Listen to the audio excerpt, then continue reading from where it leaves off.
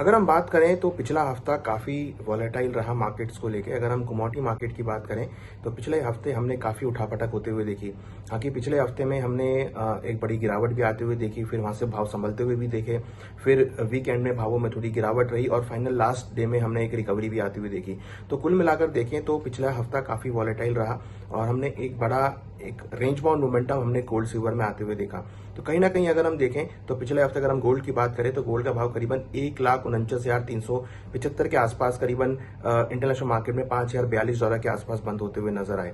वहीं अगर हम सिल्वर की बात करें तो सिल्वर के भाव करीबन 2,44,360 के लेवल पे करीबन 2% की गिरावट के साथ बंद होते हुए नजर आए। इंटरनेशनल मार्केट में $77 के आसपास क्लोज होते हुए नजर आए। तो हमने देखा कि यूएस मार्केट में जो डेटा है, अनएम्प्लॉयमेंट रेट वहां पर बढ़कर आया, काफी एक पॉजिटिव नोट पर आता हुआ दिखाई दिया।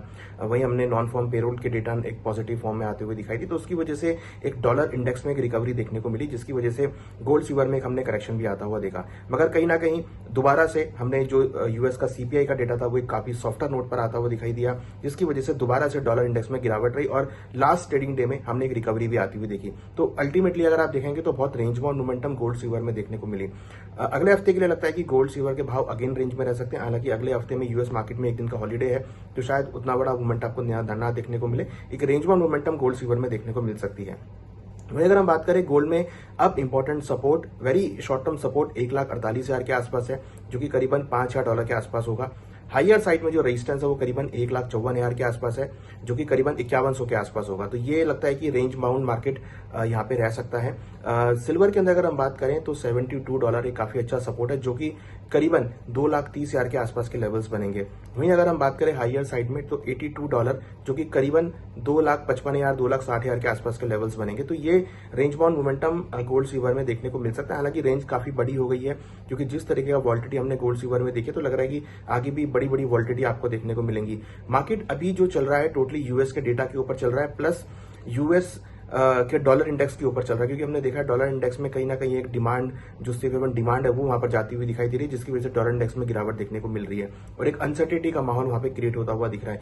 तो कहीं ना कहीं डॉलर इंडेक्स में जो गिरावट आ रही है, जो उठापटक डॉलर इंडेक्स में हो रही है, वैसे ही उठापटक हम गोल्ड सिल्वर में आती हुई देख रहे हैं। तो अगला हफ्ता भी लग रहा है कि मार्केट काफी रेंज में हो सकता है। हालांकि हाइयर लेवल पे कुछ आपको प्रॉफिट बुकिंग देखने को भी मिलेगी। वहीं अगर हम बात करें क्रूड की, तो इस बार क्रूड की इन्वेंट्री बहुत ज्यादा बढ़कर आई थी।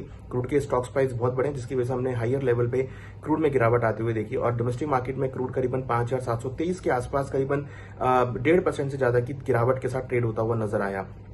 लग रहा है कि क्रूड के भावों में भी कुछ नरमी देखने को मिल सकती है। कुछ जियोपॉलिटिकल टेंशन कम होती हुई दिखाई दी है, जिसकी वजह से सप्लाई बढ़ सकती है। तो वो एक फैक्टर जो है क्रूड में यहाँ पर आता हुआ दिखाई दे। तो लग रहा है कि क्रूड के भावों में अगले हफ्ते भी कुछ बिकवाली देखने को मिल सकती है और 5,500 से लेकर 6,000 की रेंज क्रूड में देखने को मिल सकती है। वहीं अगर हम बात करें कॉपर की, तो कॉपर में हमने एक बड़ा सेल ऑफ आते हुए देखा और कॉपर के भाव करीबन 2.68% की गिरावट के साथ 1,209 के लेवल पर बंद होते हुए नजर आए।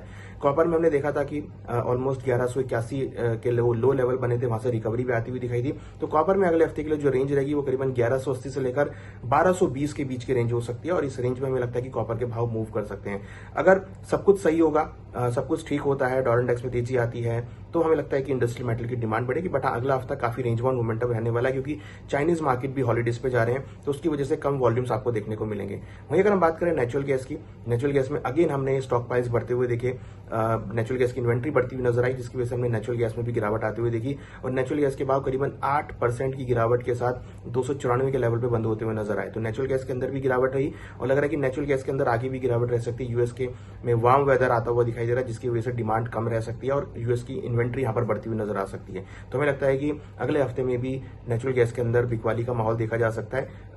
इन्वेंट्री बढ़ रही है, डिमांड यहाँ पे कमजोर होती हुई दिखाई दे रही है। तो अगर हम ओवरऑल बात करें तो अगला हफ्ता काफी रेंज बाउंड मोमेंटम हो सकती है।